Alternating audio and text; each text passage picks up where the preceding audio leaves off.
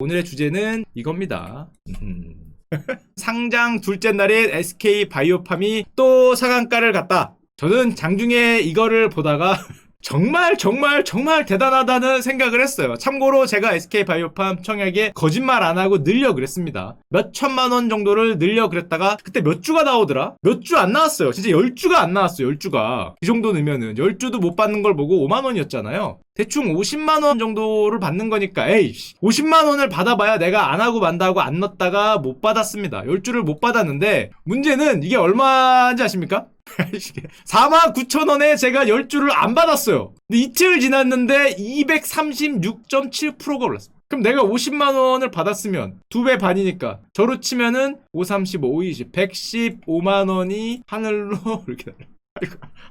나는 10만원, 20만원 이럴 줄 알았어. 이거 한 20, 30% 올라서 에이 10만원씩 내가 이거 계좌 트고 이거 안 받고 만다라고 생각했는데 10만원이 아니었습니다. 115만원이 하늘로 날아갔어요. 그러다가 아직 상한가기 때문에 이게 어딜까지 갈지 모르는 사람 49,000원짜리가 이틀 만에 16만 5천원 됐어요. 와 이게 말이 자 그럼 봅시다. 이게 말이 되는지 안 되는지는 조금 이따 보도록 하고요. 자 차트도 보여드릴게요. 제가 차트 이걸 보다가 세상에 저런 차트도 있구나라는 걸 처음 알았습니다. 첫날이 여기에서 사실은 시작가도 아닙니다. 여기서 있더니 그 다음 가격이 여기였어요. 그 다음 가격이 여기가 되더니 그 다음날 안되겠다 내일이라도 사야 했더니 내일 가격은 여기였습니다. 이 점이에요. 점 있는 겁니다. 점이. 49,000원이 공모가였거든요. 지금이 뭐 166,000원 가니까. 자, 근데 요 생각이 잠깐 머릿속에 들었어요. 잠깐만. 내가 신문을 봤을 때 지나간 생각이 야, 우리 사주를 SK바이오팜이 1인당 12,000주를 받았다라는 뉴스가 머릿속에 잠깐 스치고 지나갔어. 잠깐만. 이게 왜냐면은 상장을 하게 되면은 우리 사주 의무 배당 물량이 있어요. 우리 사주를 줘야 돼. 규정상 우리 사주 20% 우선 배정이에요. 그럼 20%를 다 받을 수 있었냐? 다 못 받았어요. 왜 다 못 받았냐면은 이 20%가 무려 391만 주, 거의 400만 주인데 돈으로 치면 얼마예요? 2천억이잖아. 20%가. 만약에 소화를 다 하려고 그러면. 근데 직원이 200명이야. 그러면은 이거를 살려면 1인당 10억을 받아야 돼요. 200명이 2천억을 소화하려면. 그러니까 이 우리 사주를 다 소화를 못했어요. 1인당 평균 5억 8천만 원까지만 소화를 하고 실권이 된 거야. 다 못 받았어요. 더 받을 수 있는데 1인당 10억을 여러분들 지금 결과론이니까 그렇지 여러분들 보고 인생 걸고 1인당 10억짜리 우리 사주를 준다 10억을 내고 받으세요 그러면 돈이 어딨어. 있는 돈 없는 돈 다 끌어도 5억 8천만 원밖에 1인당 못 받은 거예요. 나머지 4억 2천만 원은 못 받았습니다. 날라갔습니다. 그래서 받긴 받았는데 얼마를 받았냐면은 1인당 무려 5억 8천만 원. 이것도 인생 베팅입니다. 여러분들이 5억 8천만 원어치 주식이 있다고 생각을 해보면 심장이 이게 진짜 영원까지 모은 거예요. 5억 8천만 원이면 이게 10% 움직이면 하루에 6천만 원씩 움직이는 거예요. 여러분들의 돈이. 게다가 이걸 받으면은 내일 팔 수 있냐? 이게 보통 우리 사주는 보호 예수기간이 1년이죠. 1년간 1인당 평균 6억어치의 주식을 들고 있어야 되는 거예요.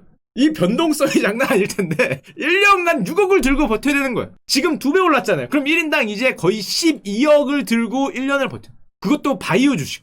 바이오 주식 12억을 들고 1년을 버텨야 되니까 와 이거 장난 아니죠. 1억만 들고 바이오 주식이 있어도 정말 심쿵심쿵해서 일이 손에 잡힐까 생각이 되는데 12억어치를 들고 1년을 버텨야 되는 상황인 겁니다. 자 그러다 보니까 물론 팔 수는 없어요. 보유의 수가 1년입니다. 일단은 이틀 만에 신문 기사가 너무 자극적인데 우리 사주가 대박이 난 거죠. 이틀간에 200 뭐 몇십 프로가 올랐으니까 일단 6억씩 들고 있었는데 1인당 평균 누구나 그랬다는 게 아니라 평균 14억의 평가이익이 났어요. 내 주식에 쓰여 있는 게 플러스 14억이에요. 와 진짜 제가 이러면은 이게 꿈인가 싶을 거예요. 거의 기절할 것 같은데 이거를 진짜 들고 있으면은 야 이게 얼마가 움직일 거야 하루에. 지금처럼 1년간 움직이면은 와 이분들은 알아서 그 주식에 고수가 되지 않을까. 왜냐면 심장이 그 정도로 버텨야 되니까 1인당 그래서 평균 얼마냐 지금 평가이익만 물론 못 팔죠. 평가이익만 1인당 평균 19억 5,030만 원.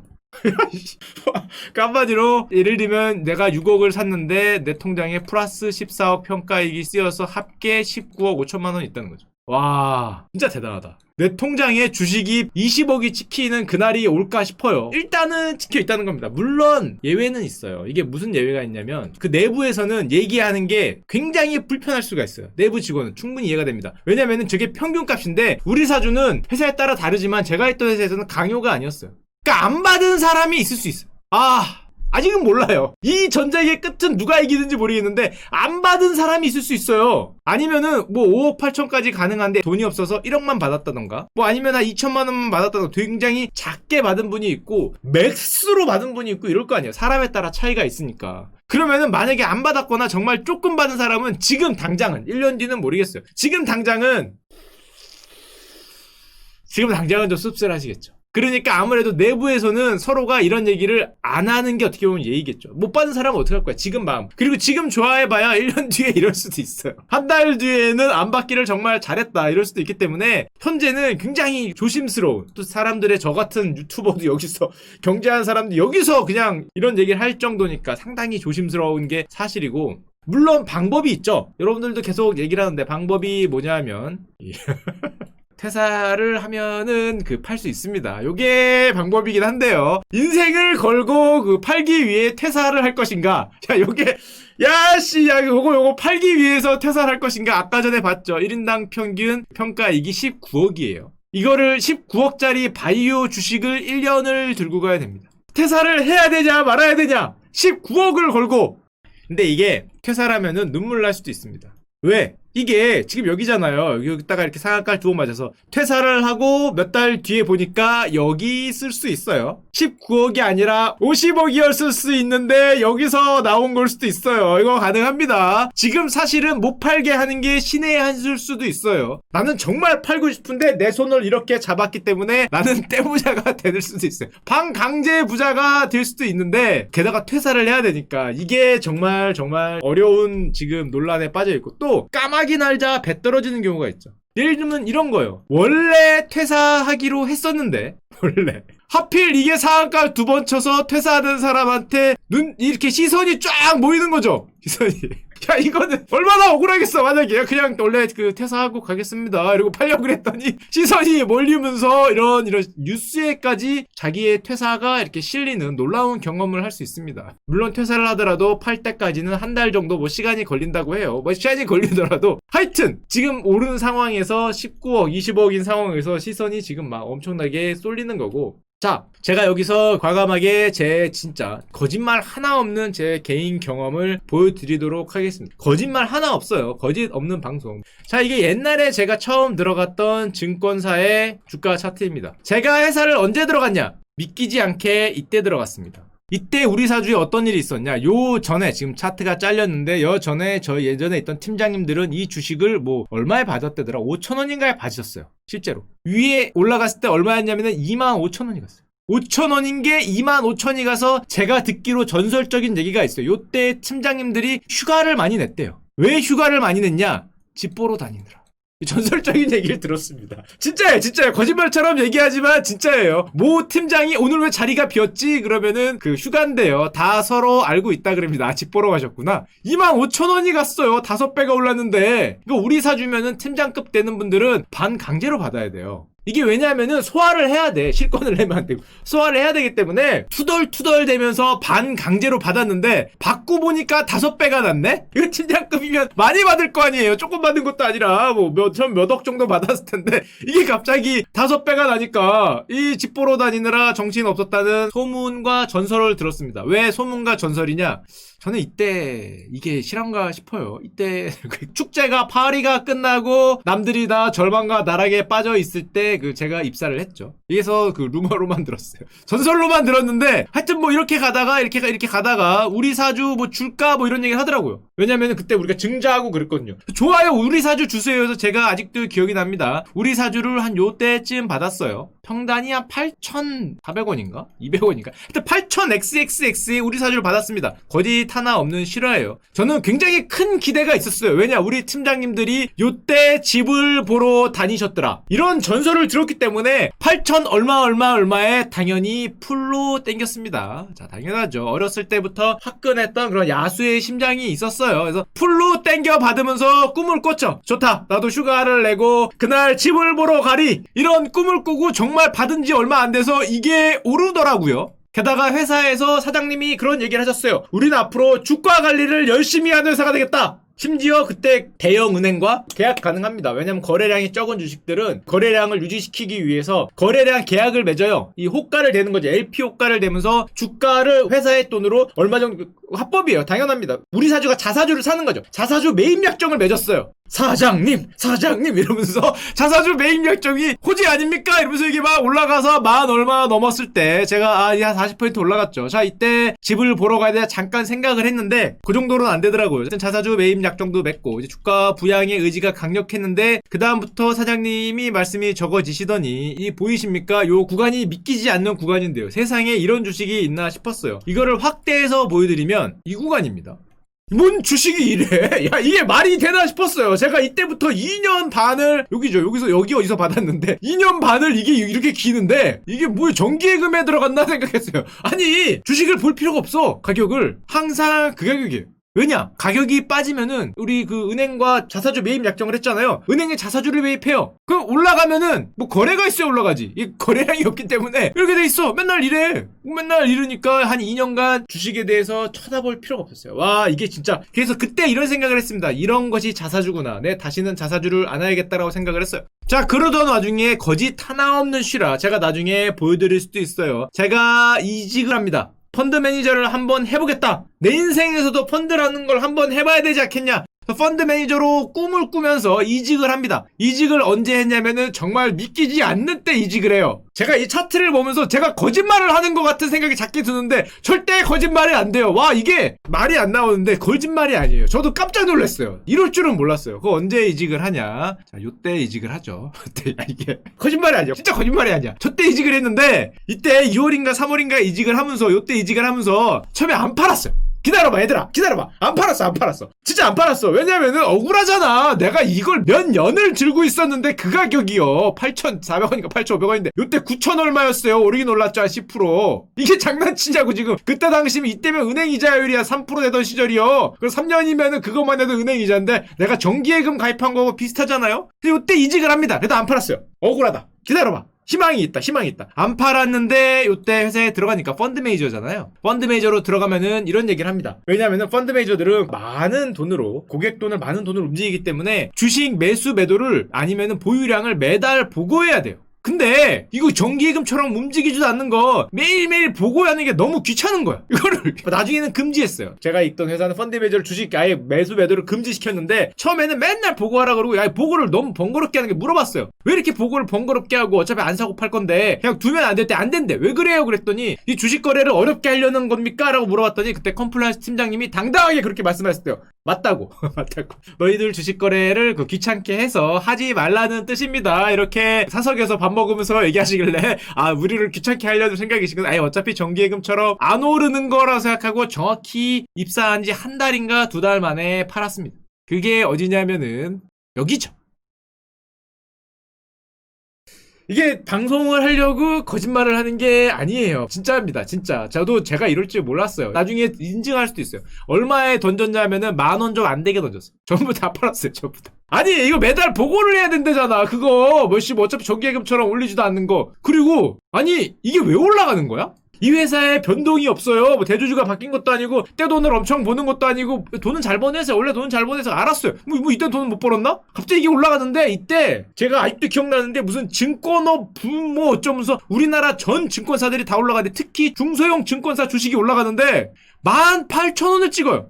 세상에 양심이 없어요. 양심이. 아니 진짜 거짓말 안 하고 여기서 팔았어요. 여기서. 아니 어떻게 이럴 수 있지? 아니 어떻게 이럴 수 있지라는 생각을 했어요. 아니 거짓말이 아니라니까. 나도 거짓말이었으면 좋겠어요. 진짜 거짓말이었으면 좋겠는데 어떻게 그럴 수 있지? 제가 오죽했으면 여기에 있던 전 직원들, 전 직장 동료 친구들하고 밥 먹으면서 몇 번 얘기를 했어요. 아니 어떻게 이럴 수 있지? 이게 말이 안 되잖아요. 세상에 이럴 수. 제가 그때 그런 생각도 했어요. 내가 매트릭스에서 살고 있는 건가? 누군가 보고 있다가 이 매트릭스인 거죠. 빨간 물약, 파란 약을 했다가 내가 에라고 빨간 거 먹으니까 바로 이때입니다 하고 이거 올린 거 아닌가? 뭐 이런 생각을 잠깐 했어요. 아, 빨간 약이 아니라 파란 약을 먹었어야 되는구나. 그래서 아마 스스로 위안을 했습니다. 내가 이 빨간 약을 먹어서 이게 올라간 거기 때문에 아마 안 팔았으면은, 파란 약을 먹었으면은 이랬을 것이다. 확실합니다. 파란 약을 먹었으면은 이랬을 것이기 때문에 이거는 나의 잘못이 아니다. 확실합니다. 그래서 제가 그 결론을 얻었어요. 제 잘못이 아니다. 내가 주알못이어서가 아니라 세상은 원래 이런 거다라는 걸 이때 깨달았어요.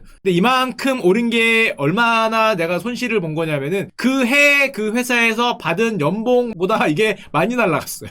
진짜. 그래서 거짓말 안 하고 회사 다닐 때 그 농담처럼 저는 회사에 자원봉사하면서 다닙니다라는 말을 농담처럼 계속하고 다녔어요. 저는 무급으로 회사를 다니고 있습니다. 이렇게 회사를 사랑해요. I love company 이러면서 저는 회사를 너무 사랑해요. I love you 하면서 다녔어요. 왜냐면 나는 무급으로 다니고 있기 때문에. 여기서 이직해서 이거 날라간 게 회사 연봉보다 많았어요. 거의 열정 페이로 일했던 기억이 납니다. 그러니까 뭐 우리 사주라는 게 항상 뭐 그렇게 꼭 좋은 거는 아니더라. 이렇게 회사를 무급으로 다닐 수 있는, 진짜입니다. 진짜 그랬던 기억이 나네요. 그리고 이 여러분들 기억이 나시겠지만, 그리고 이 돈으로 산 게 뭐였냐면은, 그 영어로 따지면은 좀 이따 나오겠지만 조금 있으면 이제 악수를 하시거든요. 노벨상을 받겠다라고 악수를 하시는 모습이 조금 있으면 나와요. 그러면서 그 construction, 영어로 construction에 이렇게 그 뭔가 오는 때가 나옵니다. 그 악수를 너무 믿으면 안 돼요. 그래서 제가 회사를 한 2년을 거의 공짜로 다닌 셈이 됐어요. 그래서 저는 이렇게 회사를 사랑을 하고 이렇게 저를 바칠 준비가 돼 있다. 나를 이 한 몸을 회사를 위해서 거의 불구덩이 속에서 거의 던졌습니다. 뭐 거의 무급으로 다녔죠. 참고로 여기서 제가 원투 펀치를 한 번 더 맞는데, 제 방송을 많이 보신 분이면 알겠지만은 여기를 지나고 조금 있다가 제가 여기 언저리에서 가지고 있던 그 영어로 치면은 하우스를 여기서 셀을 하죠. 그래서 이거 손실과 이거 손실 그리고 컨스트럭션 손실을 다 합치면은 회사를 거의 공짜로 다녔어요. 제가 펀드 매니저 생활을 한 4년 5년 했죠. 거의 회사를 무급으로 다녔다. 봉사를 한 겁니다. 제가 참고로 정부 펀드를 했거든요. 여러분들의 돈을 운용을 거의 무급으로 해드렸습니다. 이렇게 그 공공성이 강한 사람이에요. 여러분들을 위해서 이 한 몸을 바친 거죠.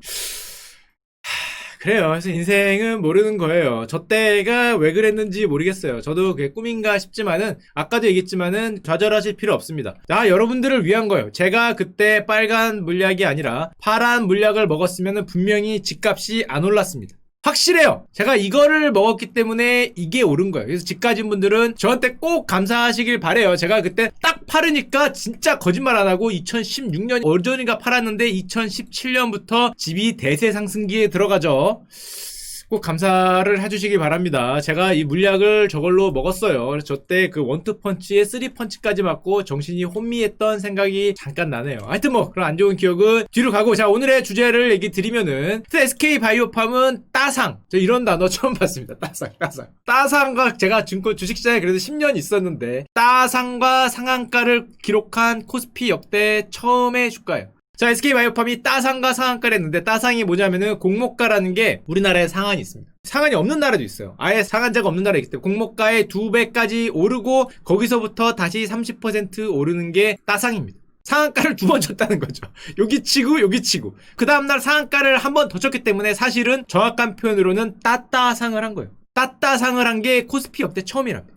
한마디로 2배 상한가 따따따상을 한 거죠. 따따따상. 와, 이게 지금까지는 역대 처음이고, 물론 아쉬운 분도 있겠죠. 뭐가 아쉬운 분이 있겠냐면은 이런 분들 같은 SK그룹인데, 이거 제 얘기이기도 합니다. SK그룹인데 들어간 다음에 배정을 받죠. 그룹으로 입사를 하면은 SK바이오팜으로 갈 수 있었는데, 예를 들면은 뭐 SK텔레콤으로 갔다든지 뭐 SK 뭐 정유로 갔다든지 뭐 이런 상당히 아쉬운 분들, 그룹사 직원들 뭐 이해합니다. 이해하면 제 친구분들 중에도 많이 있어요. 뭐 SK바이오팜이 많이 있다는 게 아니라 이런 그 배정에서 그 아쉬움을 가끔 있던 분들이 많이 있는데, 하여튼 뭐 아직은 모르죠. 1년 남았으니까 이 노래의 끝이, 결과는 모른다는 것과, 자, 그러면은 제가 근데 정말 깜짝 놀랐던 게, 예를 들면 이런 거였어요. 저도 좀 오르려고 생각을 했는데, 무슨 생각을 했냐, 제가 50만원 어치를 안 받았던 이유가, 우리 서근이 삼성주가 애널리스트 형이 말하기를 목표 주가가 10만원이다. 그때면 높았어요. 이게 5만원짜리인데 더블 된다는 거잖아. 10만원 정도로 커버리지를 개시하겠다.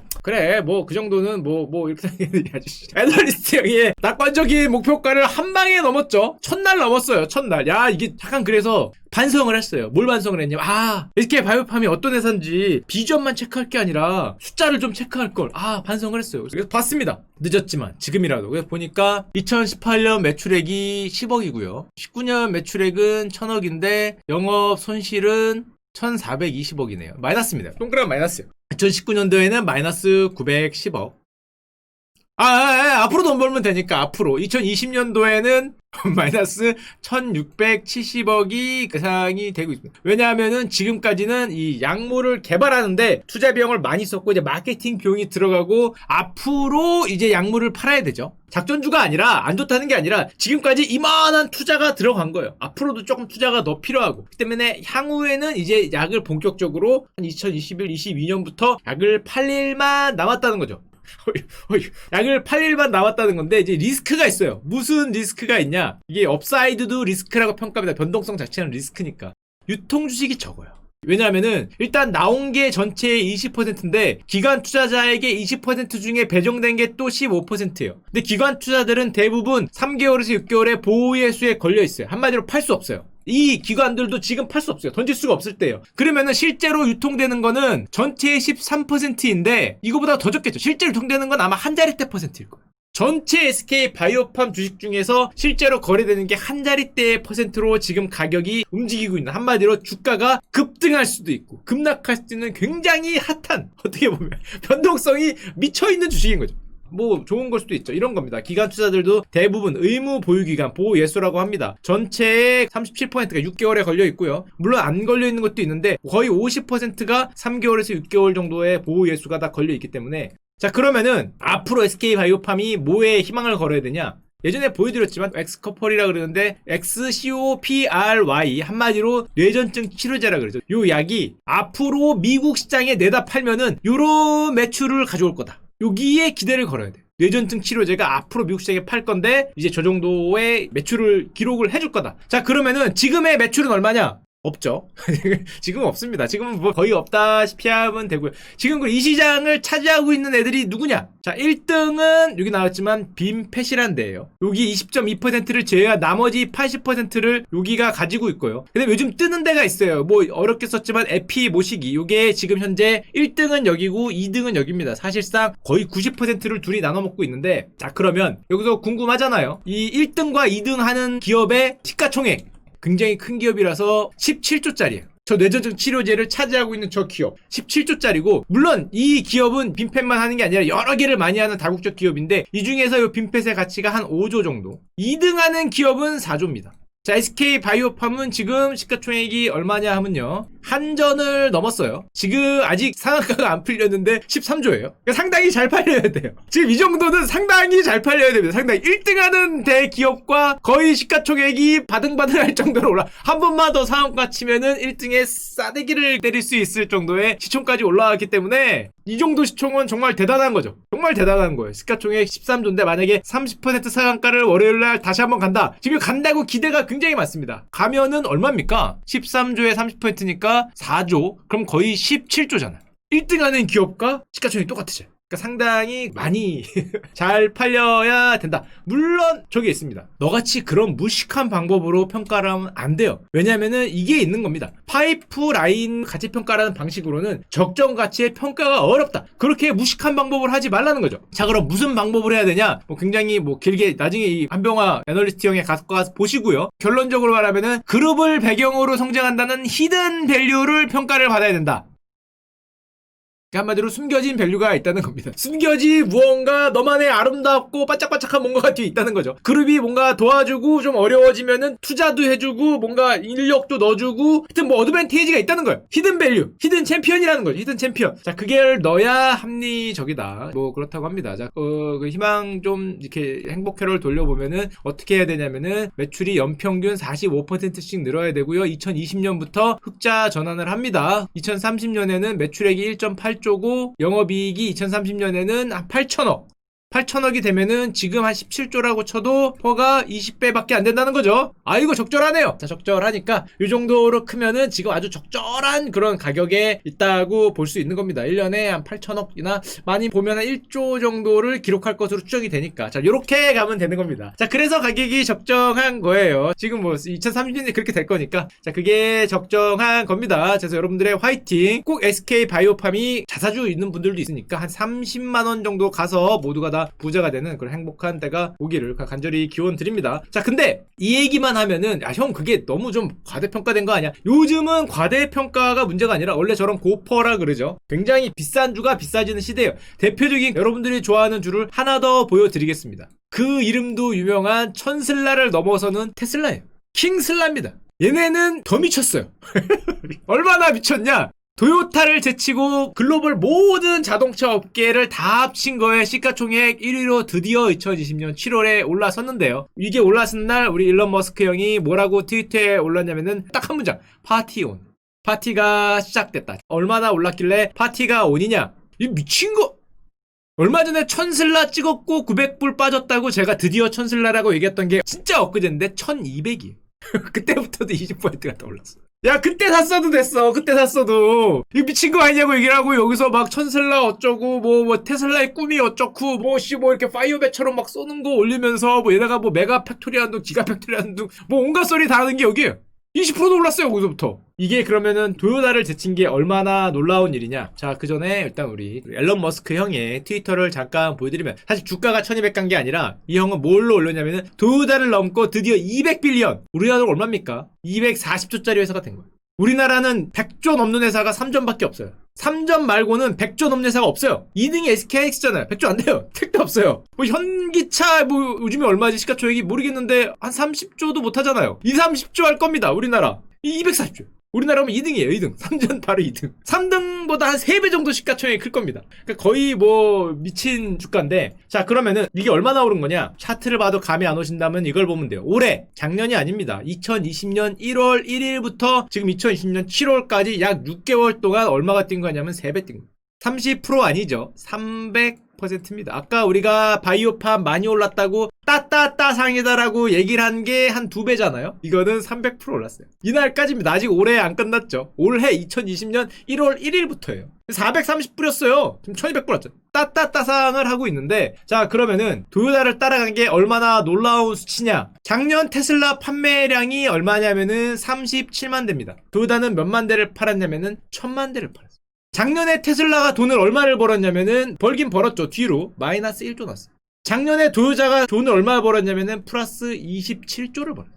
토요타가 미친 회사예요. 27조를 벌었어요. 27조. 우리나라에서 27조보다 많이 번 회사는 3전 말고 없죠. 이거 한 번이라도 찍어본 회사도 거의 없을 것 같은데, 단 한 번이라도 1년에 27조를 찍어본 회사가 3전 말고 SK하이닉스가 찍어봤을까? 못 찍었겠죠. 이거 못 찍었을 거야. 시가총액은 누가 높다? 시가총액은 이쪽이 높은 겁니다. 27조를 벌고 1000만 대를 찍어봐야 37만 대에 마이너스 1조란 데가 시가총액이 이게 높아요. 그러니까 CNBC는 어이가 없으면서도 옛날에 아마존이 월마트를 넘었을 때랑 비슷한 거 아니냐라고 얘기를 하는데, 뭐 하여튼 이런 게 요즘 세상입니다. 테슬라가 그리고 깜짝 실적을 냈다. 이래서 주가가 올랐다 그러는데, 얘네들의 깜짝 실적은 시장은 7만 대에서 8만 대 팔 건데 9만 대를 팔았다. 만 대 더 판 거죠. 만 대를 더 팔면 갑자기 깜짝 실적입니다 해서 주가가 20%가 올라요.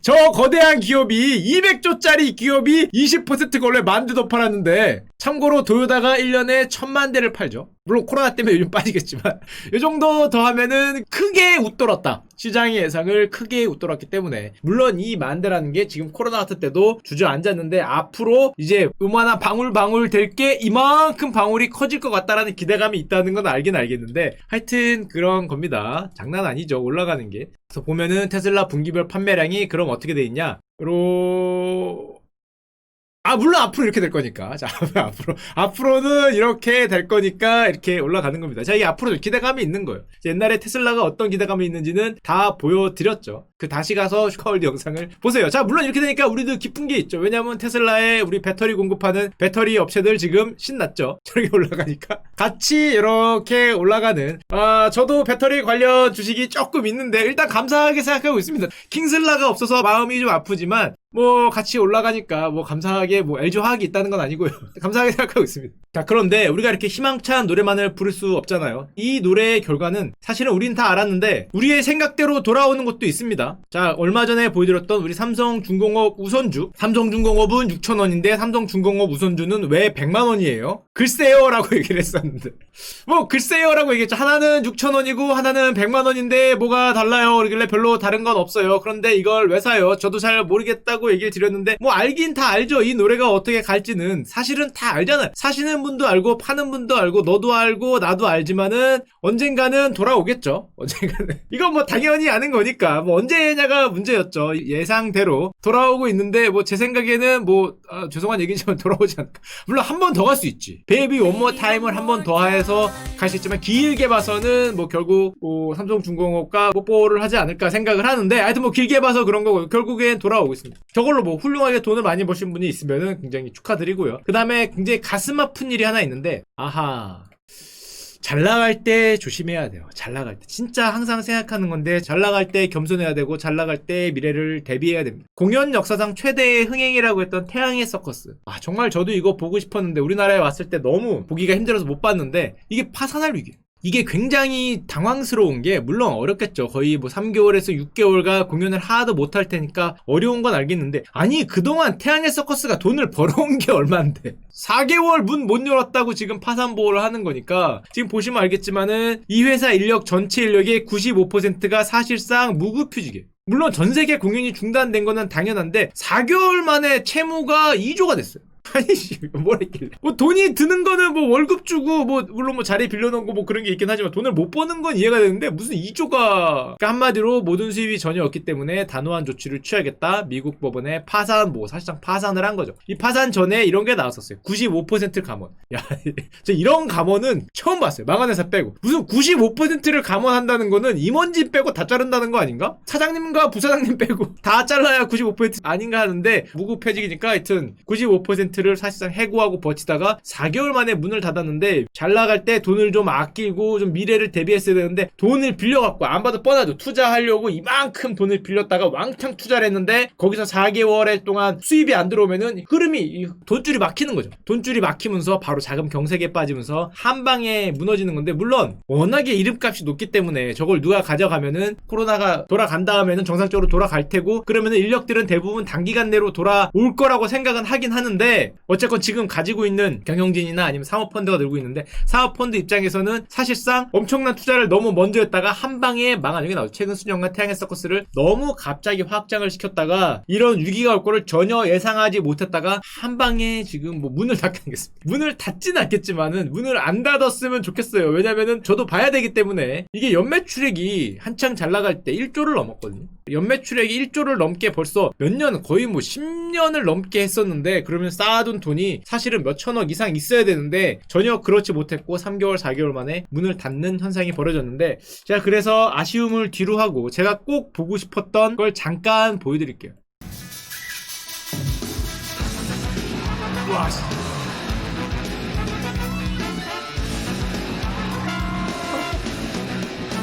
저걸 꼭 보고 싶었는데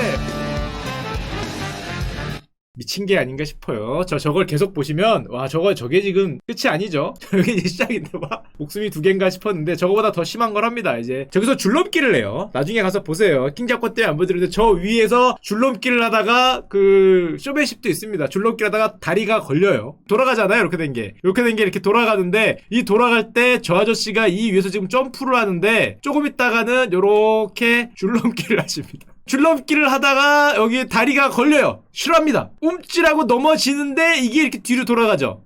자, 그 다음부터는 가서 보세요. 물론 지금 파산이 돼 있지만 진짜 사고인가 싶었는데 사고도 공연으로 만드는 거죠. 자, 숙제 아니고요. 야, 망한 회사인데 숙제가 있어. 망한 회사라고 안 되지. 파산한 회사인데 숙제를 줄 리가 없잖아요. 지금 파산 신고 내놨는데 숙제를 줄 리가 없다. 뭐 주셨으면 좋겠지만은 숙제를 줄 리가 없습니다.